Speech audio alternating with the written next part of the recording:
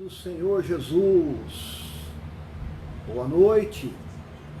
É um prazer estarmos aqui nessa live, passarmos mais alguns minutos juntos na presença do Senhor.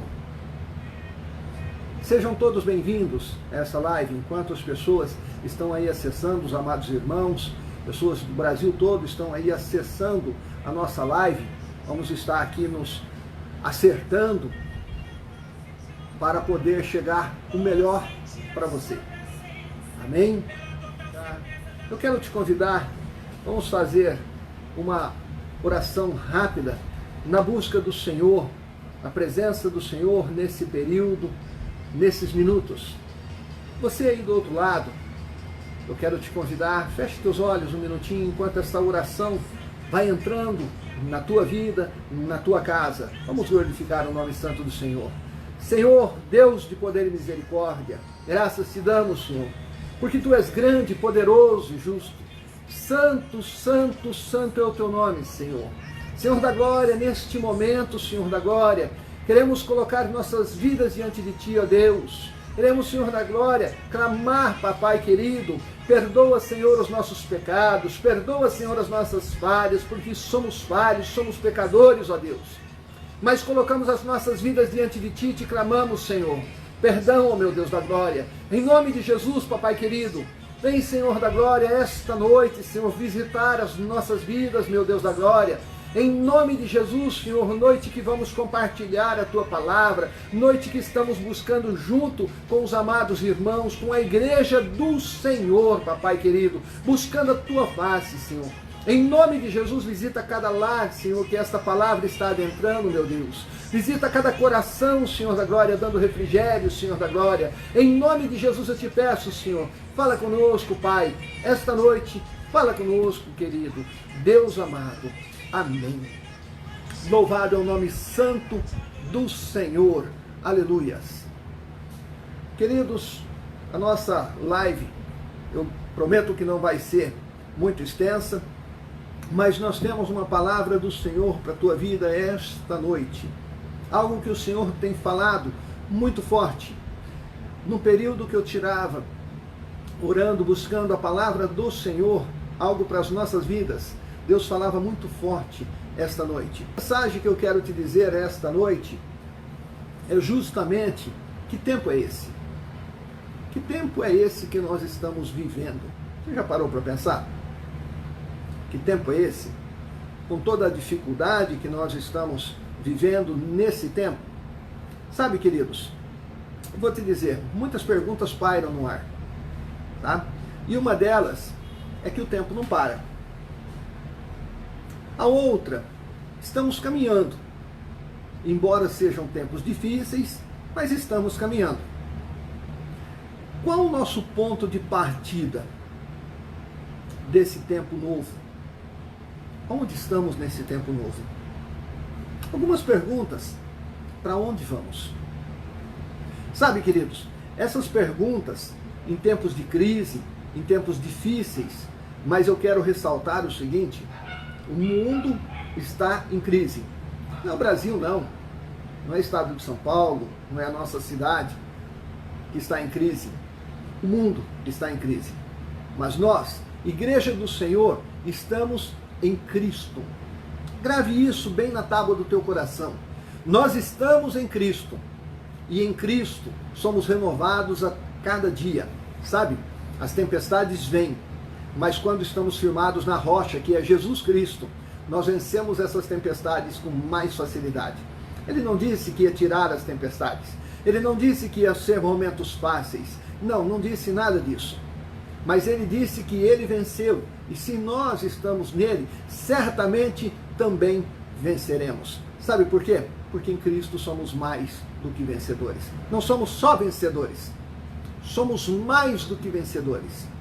E esta noite eu quero compartilhar com você, meu amado irmão, que está ouvindo, vendo esta live, alguns aspectos, uma reflexão rápida dos tempos em que nós estamos vivendo. Dos tempos difíceis. Ou seja, nós estamos vivendo tempos em que precisamos ter uma qualidade de vida cristã. Eu costumo dizer o seguinte: Deus trabalha na nossa vida e nos ensina a todo o tempo. Não importa se o tempo é difícil, não importa as coisas que estejam acontecendo, de bem ou de ruim. Em todas as coisas Deus está trabalhando e ensinando as nossas vidas. Sabe por quê? Quando está tudo bem, nós ficamos mais acomodados. E quando as coisas estão mais difíceis, nós buscamos mais o Senhor. Então Deus está trabalhando nas nossas vidas em todo o tempo, mostrando o que nós precisamos fazer, como fazer e que hora fazer. Sabe, queridos, é isso que justamente eu quero te dizer esta noite. Quero compartilhar uma palavra contigo a respeito disso, dos tempos vividos, tempos difíceis, tempos no qual nós precisamos repensar a nossa vida cristã. Pastor, mas como que é isso? Repensar a minha vida cristã? Aceitei Jesus, desci as águas batismais, eu já estou em Cristo, como repensar? Eu quero fazer uma reflexão para você olhar para a tua vida. Como você está? Você está agradando a Deus? É isso que Deus quer da tua vida? É justamente aqui que eu quero fazer essa reflexão. Sabe por quê? Porque Deus está trabalhando na nossa vida e, em muitas situações, nós entendemos esse trabalhar de Deus. Nós entendemos o que Deus quer mudar na nossa vida e como Ele quer moldar o nosso coração. Sabe por quê, queridos? É o seguinte, muitas pessoas se acomodam com o passar do tempo. Ah, já aceitei Jesus, eu estou em Cristo, tenho uma vida cristã. Sabe, deixa eu te dizer, muitas pessoas se acomodam. Basta somente ir a uma igreja. E isso é uma das coisas que eu quero chamar a tua atenção esta noite. Sabe, nós estávamos acostumados em uma forma, ou melhor, em um formato de vida cristã. O que é isso, um formato de vida cristã? Formato de vida cristã é aquilo que nós aprendemos lá de trás, que nós temos que ir à igreja 2 ou 3 vezes por semana, às vezes 4, tá? As festividades, quando acontece sexta, sábado e domingo. Nós temos um formato que precisamos estar na igreja pontualmente às 7h30 ou às 20 horas, né? Que é ou domingo de manhã às 9 horas, um formato que nós temos. Mas deixa eu te dizer uma coisa. Quando o diabo acha que está acabando com a igreja, fechando os cultos públicos, ele se enganou. Porque dentro da minha casa e dentro da tua casa, nós somos a igreja. Sabe? É justamente isso que Deus quer nos mostrar. Não é simplesmente ficarmos dentro daquele quadradinho com aquela vida acomodada, acostumado em uma religiosidade. Não, é sairmos da religiosidade. E diga-se de passagem, nesses tempos em que estamos vivendo, muita gente está perdendo as máscaras. Sabe por quê? Eu não quero confrontar ninguém, mas as pessoas de plantão que oravam com lencinho, as pessoas de plantão que oravam com rosa, que distribuíam rosa ungida, que distribuíam vassoura, sal grosso, etc e tal, cadê? Os tempos são outros, não é verdade? E hoje nós precisamos entender que verdadeiramente não é rir. O avivamento ele começa dentro de nós, uma vida cristã genuína começa dentro de nós, é a nossa busca que muda a nossa situação. Não é a circunstância só de enfiarmos a cabeça debaixo da mão de alguém, mas é aprendermos a estar vigilantes na presença do Senhor. É isso que muda a nossa vida. Sabe por quê? Porque hoje nós estamos saindo da zona do conforto. Estamos sendo confrontados com uma vida cristã. Vamos passar tempos difíceis, principalmente na nossa nação. E eu digo a respeito disso, sabe por quê? Porque a pessoa, no alto poder da nossa nação, declarou que o Senhor está acima de tudo, de todos. Ele declarou isso. Sabe o que isso gera? Deixa eu te dizer. Isso gera guerra. Isso gera guerra. Pastor, você está enganado, nós estamos vivendo tempos de paz. Não. Eu não estou enganado. Quem está enganado é você. Isso gera guerra. Se você não entendeu isso, comece a olhar em volta de você que você vai entender que isso gera guerra. Sabe por quê? E nós vamos falar a respeito também, conforme o apóstolo Paulo fala, em Efésios, capítulo de número 6, verso de número 12, porque não temos que lutar contra a carne ou sangue, ou seja, nós não temos que ficar trocando tiro, nós não chegamos a isso na nossa nação, mas sim contra principados e contra potestades, contra príncipes das trevas desse século, contra hostes espirituais da maldade nos lugares celestiais. Eu quero te falar sobre essa guerra. Ah, pastor, mas em outros textos o apóstolo Paulo também usa, certo? Ou mesmo na carta de Tito, fala que nós temos que nos sujeitar a potestades e principados. Só que Tito fala de uma forma de governo. E por isso precisamos aprender a conhecer a palavra de Deus. Tito fala sobre uma forma de governo, sujeitar-nos sobre potestades e sobre principados como governo, governo de país, governo humano. Mas Paulo, quando está falando na carta aos Efésios, ele está fazendo uma referência espiritual, é diferente. Eu gostaria que você entendesse isso daqui. Tito capítulo 3, verso 1, fala sobre governo humano. Efésios capítulo 6, verso 12, fala sobre governo espiritual. Há uma grande diferença nisso daqui. E essa noite vou falar um pouquinho sobre esse despertamento, sobre a diferença dessa luta. Sabe por quê? Porque o inimigo se sentiu ameaçado. O inimigo que estava dominando a nossa nação, dominando governantes da nossa nação durante anos, durante séculos, neste país, se sentiu ameaçado. Você acha que é pouco? Quando ele diz assim, uma pessoa do maior poder dentro do país, fala que o Senhor está acima de tudo e de todos, o inimigo se sente ameaçado. E é aqui que nós vamos entrar nesse texto que eu li, Efésios capítulo de número 6, verso de número 12. Se você está aí com a sua Bíblia, abra na carta que o apóstolo Paulo escreve aos Efésios, capítulo é o de número 6, verso é o de número 12.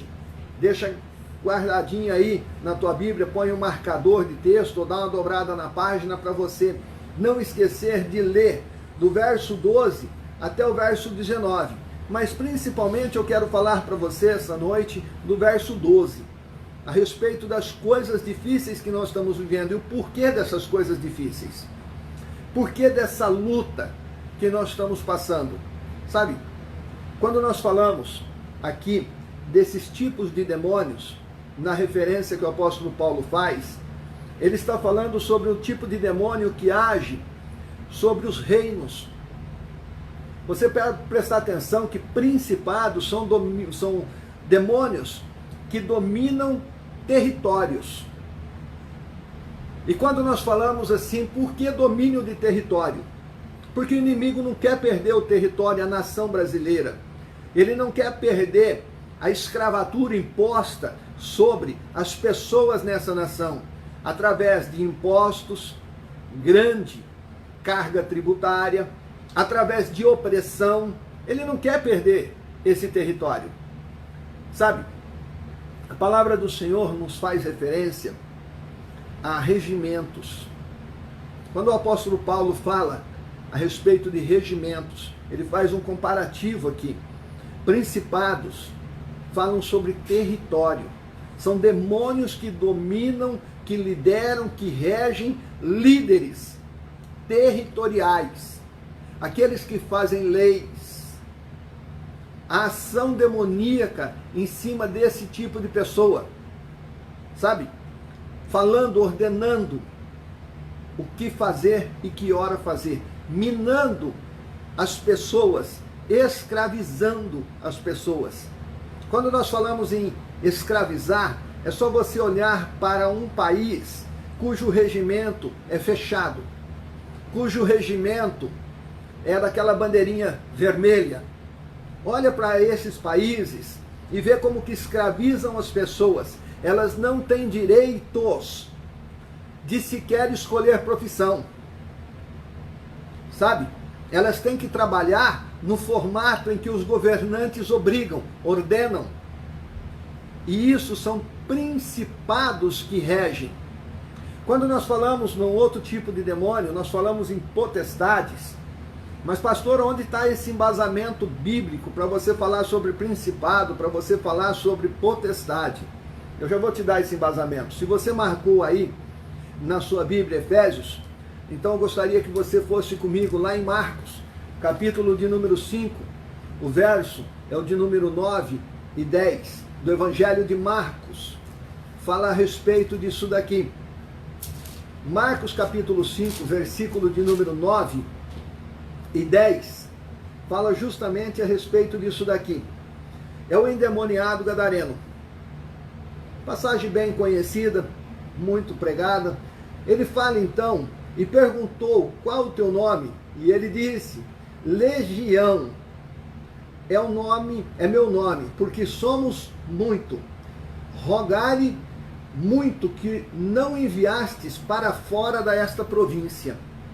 Os demônios falando com Jesus, para não saírem da província, ou seja, marcaram território naquele local. Aqui é só você confrontar a palavra de Deus. Marcar o território naquele local. Então aqui é um tipo de principado, que ele marca território. Ele não quer sair daquele local. E quando nós falamos de potestade, são demônios que lideram executores. Ou melhor, são demônios que ocupam pessoas. E elas não querem destruir a pessoa, mas elas levam a pessoa à destruição. Porque ela não quer destruir, ela não quer matar a pessoa de imediato. Ela faz a pessoa sofrer. Quando você olha para essa situação, você vai dizer assim, pastor, mas isso não tem embasamento bíblico? Tem também. É só você ir um pouquinho mais para frente, capítulo 9 do Evangelho de Marcos, no versículo de número 22, fala a respeito disso daqui. Que um endemoniado, um jovem lunático, ou seja, ele estava endemoniado, tá? No versículo 22, e muitas vezes tem lançado o fogo e a água para o destruir. Mas se tu podes fazer alguma coisa, tem compaixão de nós e ajuda-nos. Ou seja, vai estar falando do filho que estava endemoniado e que o demônio jogava ele, lançava ele na água e no fogo, tá? Por quê? É demônio aqui que quer destruir as pessoas. São tipos de demônio diferentes, são hierarquias de demônios, tá? Então, para nós entendermos isso daqui, nesta noite, justamente os 4 tipos de demônios que regem, o terceiro, que a palavra do apóstolo Paulo fala, é sobre o príncipe das trevas. Esses atuam nos dias de hoje. Príncipe das trevas. Atuam sobre políticos, atuam sobre nações, atuam sobre generais de guerra, dão estratégias para generais de como guerrear, de como matar, de como exterminar. Esses são príncipes das trevas desses séculos, que atuam na cabeça das pessoas, dando estratégias demoníacas de destruição ou de opressão, gerando nas pessoas uma grande opressão, depressão, levando a suicídio e assim sucessivamente. Pessoas a serem aprisionadas de forma inocente, pessoas a terem grande sofrimento.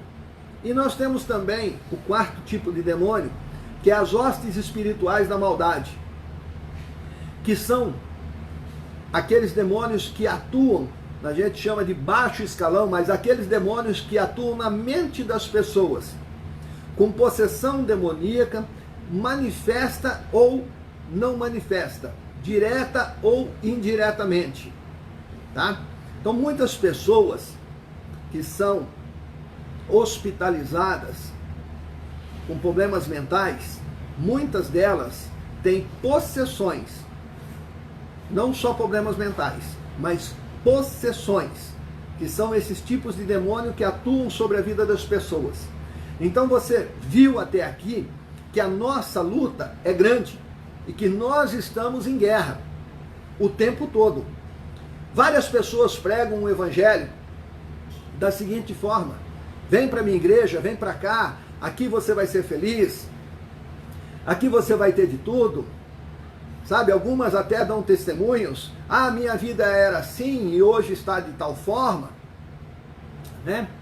Que aí é a teologia da prosperidade, a teologia de bênção pura e etc e tal. Queridos, deixa eu te dizer uma coisa. Teologia bíblica nos fala que nós precisamos lutar para termos a nossa vida diante de Deus. Não é pouco não. Não é mole não. Você tem que ser cristão verdadeiro e autêntico, tá? E é justamente nesses dias em que nós estamos aprendendo a sermos cristãos verdadeiros e autênticos. Como eu disse, é fácil quando eu estou em meio a um grupo religioso ou social religioso, é fácil eu viver de aparência. É fácil eu enganar as pessoas. Conforme diz Abraham Lincoln, presidente americano, que eu posso enganar algumas pessoas por um bom tempo. Eu não consigo enganar todo mundo o tempo todo, tá? Mas tem muita gente se escondendo atrás de uma religiosidade, atrás de um quadradinho, tá certo? E que precisa ser confrontado. É que realmente precisa ter uma vida cristã, uma vida verdadeira e genuína. Sabe por quê? Porque diante das pessoas aqui do nosso meio, do nosso convívio, eu posso estar, olha, tá tudo certinho, tudo bonitinho, de terno, gravata, vestidão as mulheres, vestidão até nos pés, e etc e tal. Não tenho nada questão de vestimenta, não quero falar a respeito disso. Eu estou falando a respeito de caráter cristão, tá? Mas aí é que está o X da questão. Para termos um caráter cristão, é justamente naquele momento em que nós estamos a sós, naquele momento em que as pessoas não estão nos vendo, naquele momento que não corremos riscos de serem olhado imediatamente por outras pessoas e julgado por essas pessoas. É aí que nós precisamos ter o caráter cristão. É aí que nós precisamos ser crentes de verdade. Sabe por quê? Porque a nossa verdadeira luta não está só quando nós nos reunimos. Não, em um grupo sócio-religioso ou social-religioso. Não.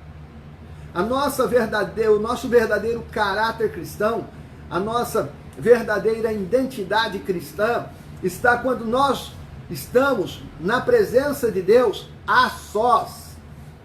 Lá onde as pessoas não estão nos vendo, elas não podem nos julgar. Mas quando nós estamos buscando a Deus a sós. E aqui é algo tremendo. Aqui é algo tremendo para a nossa vida. Sabe por quê? A nossa nação hoje precisa da nossa oração. Você tem orado pelo Brasil? Pela tua nação? A nossa nação precisa sim, e muito da nossa oração. Nosso governante precisa sim, e muito da nossa oração. Porque grandes ações demoníacas têm que devastar a nossa nação. Para devastar o povo evangélico. Se você não sabe, existe um projeto de lei que foi alçado por um deputado para que as igrejas só voltem a se reunir depois de 5 de outubro. Engraçado, né? Depois de 5 de outubro, sabe por quê? Porque as eleições, 5 de outubro.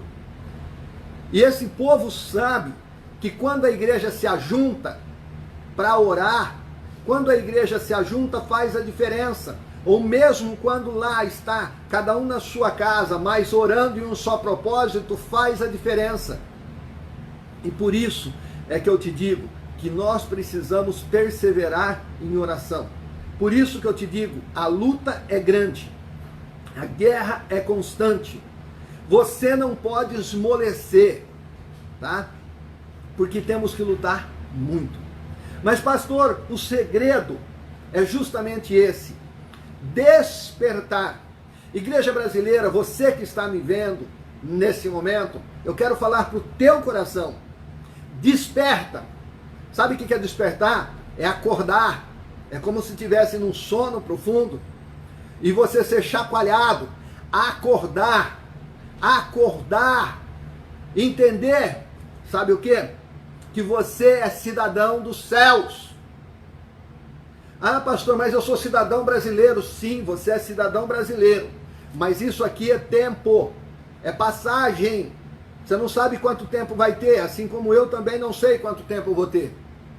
Mas a vida que nós temos que preservar, e essa nós temos que lutar constantemente, estando aqui ou diante do Senhor, é a nossa eternidade diante de Deus.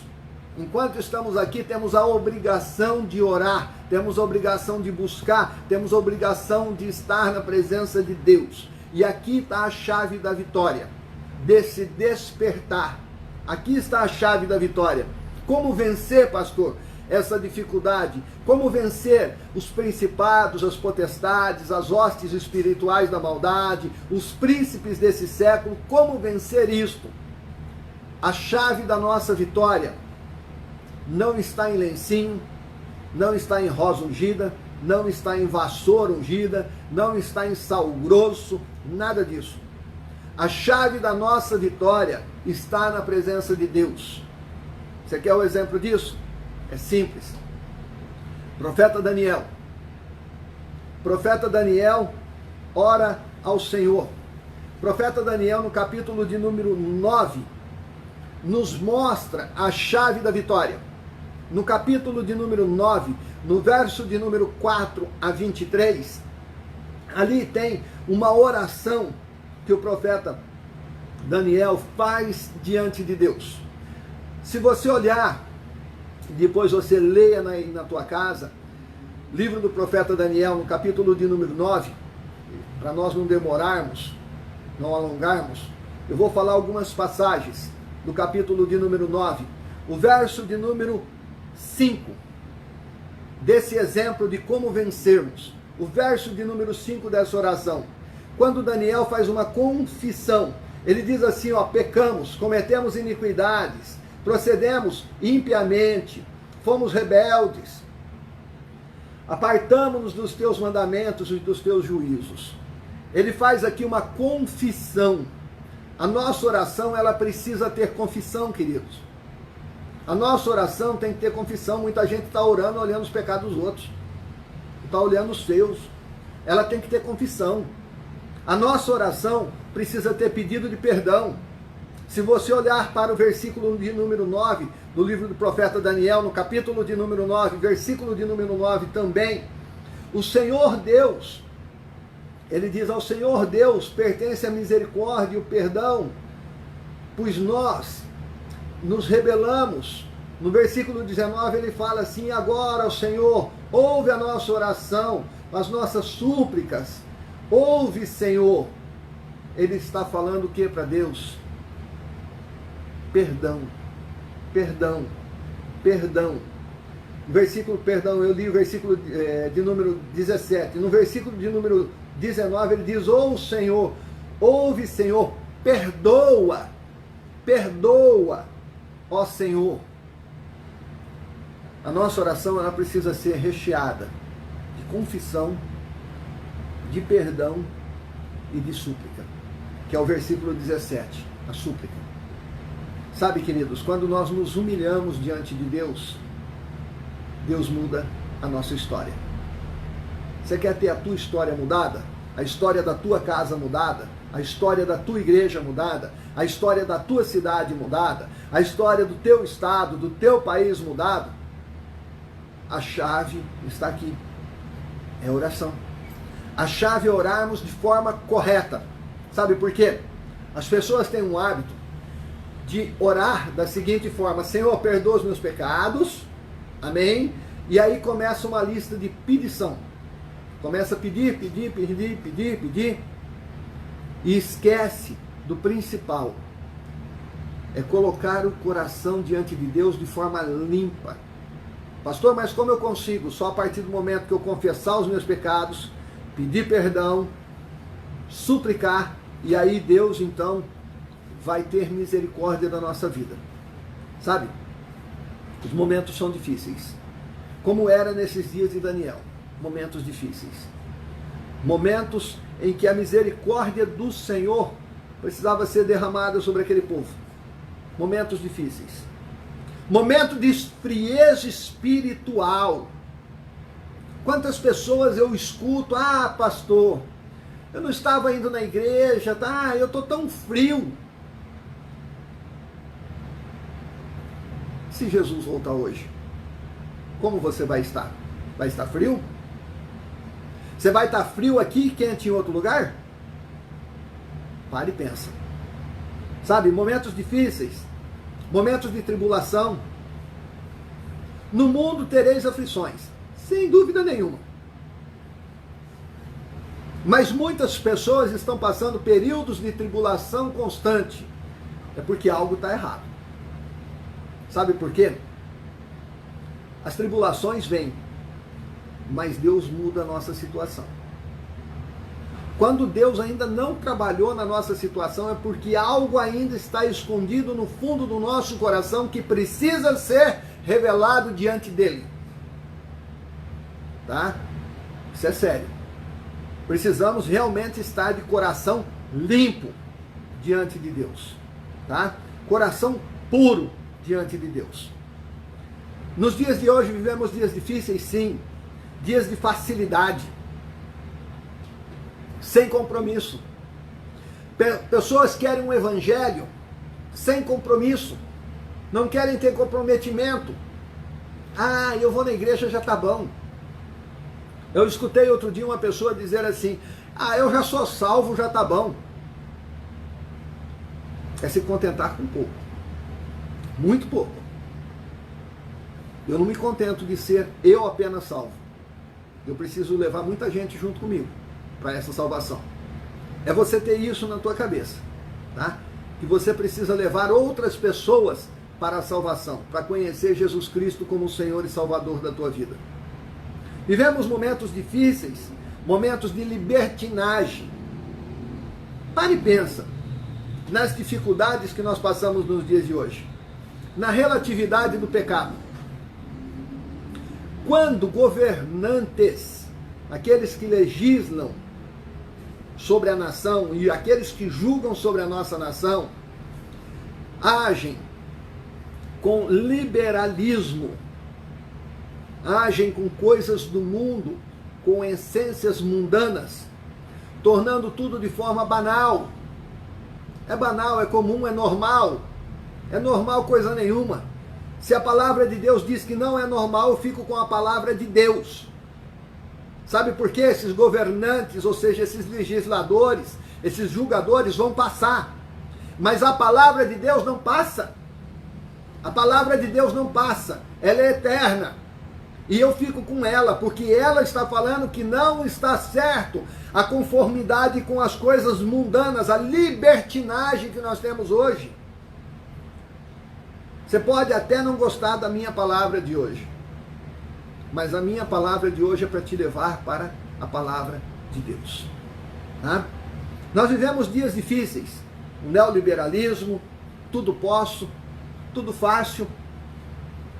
Pessoas que querem ter uma vida sem compromisso diante de Deus. Aquele evangelho meia boca. Aquele evangelho meia boca, ah, tá bom do jeito que tá. Vou à igreja de vez em quando, sabe? Deus não quer isso, não. Deus quer que você tenha uma vida separada diante dele. Não separada das outras pessoas. Não distanciado social, não é isso não. Mas uma vida separada diante dele. que é separada diante dele? É separado do pecado.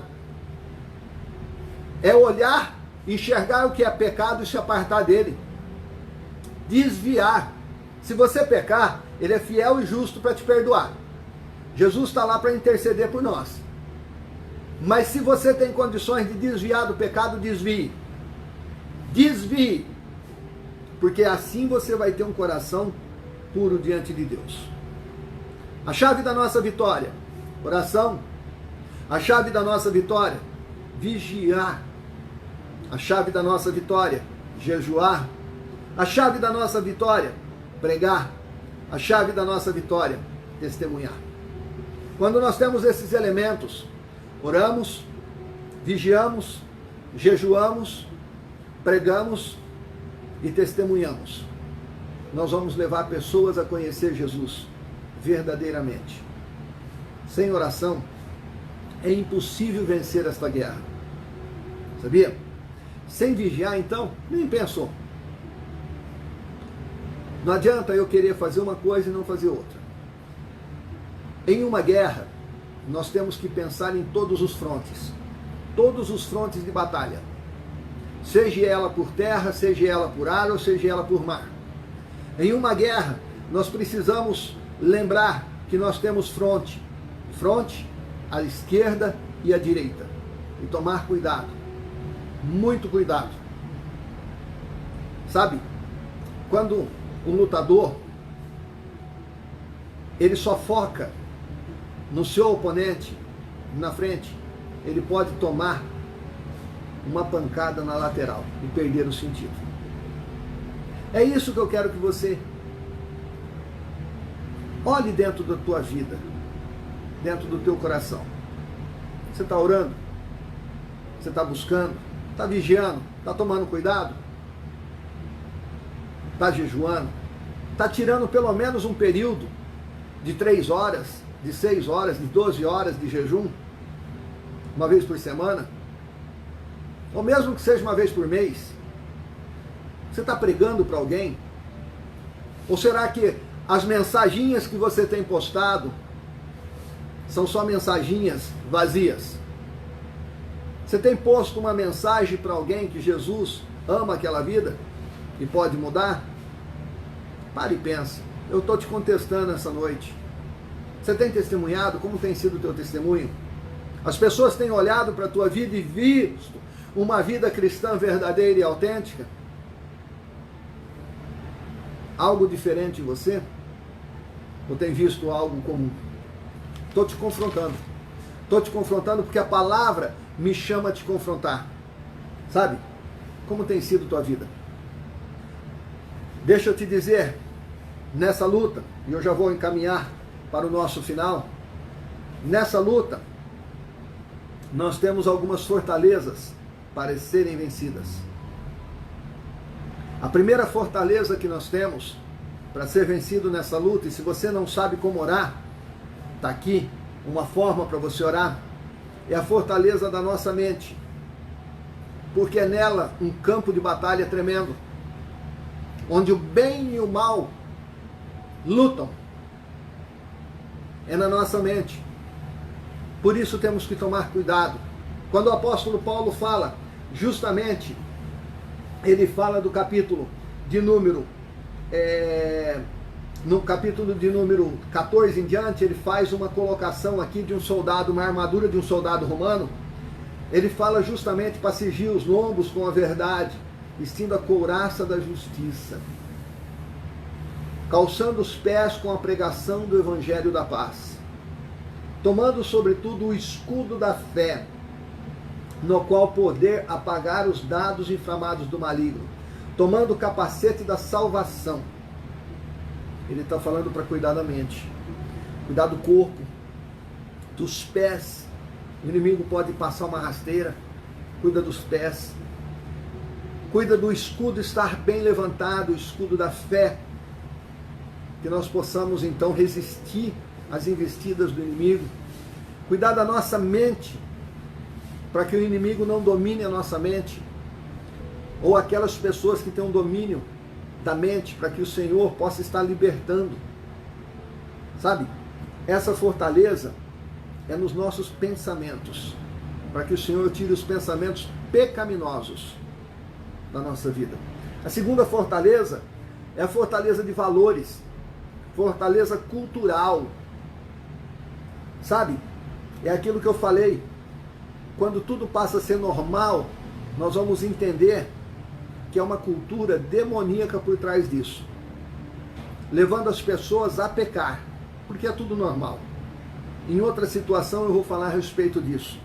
A terceira fortaleza está justamente onde o apóstolo Paulo falou, nos lugares celestiais. A nossa oração precisa chegar aos céus, porque a batalha está lá nos lugares celestiais. E esses demônios atuam sobre pessoas aqui na terra, sobre governantes aqui, sobre legisladores, sobre julgadores, sobre pessoas que têm influência direta sobre a minha e a tua vida. Por isso temos que lutar. Temos que derrubar essas fortalezas. Temos que colocar essas fortalezas ao chão. Como eu já disse, é com jejum, é com vigilância, é com oração, é pregando o evangelho e é testemunhando a vida cristã. Quando nós fazemos isso, queridos, aí nós vamos entender que o tempo, ele é de Deus, não é nosso. O tempo não para.